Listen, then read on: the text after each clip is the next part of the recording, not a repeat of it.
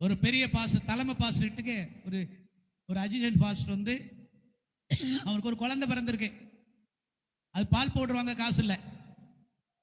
காலையில் அதிகாலை ஜபம் முடிக்கிறதுக்குள்ள காலை 6:30 6:45 7 மணிக்குள்ள போய் கதவை தட்டியிருக்காரு. பாஸ்டர் அம்மா கதவை திறந்திருக்கு. என்னன்னு கேட்கும்போது அவர் சொன்னாரு, குழந்தைக்கு பால் டப்பா காலி ஆயிடுச்சு பாஸ்டர், யாதான் உங்களை பார்க்க வந்தேன்.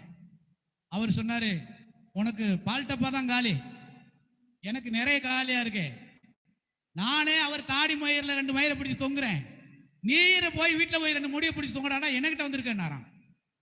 அன்னைக்குல இருந்து அந்த தலைமை பாஸ்கிட்ட அவர் உதவியை கேட்கல. இன்றைக்கு சென்னையில ஒரு பிரபலமான ஒரு பெரிய ஊழியக்காரர். அவர் கரங்களை தட்டி ஆவியானவர் நன்றி செலுத்தலாமா? ஒரு ஒரு ஒரு மனுஷன் மாமிசத்தோடு இருக்கும்போது அவனை தேவன் பக்கம் டைரக்ஷன் பண்றதான் விசுவாசி ஊழியக்காரன். ஹல்லேலூயா, ஆமென் சொல்லாமா? கர்த்தருடைய பரிசுத்த நாமத்துக்கு மகிமை உண்டாவதாக.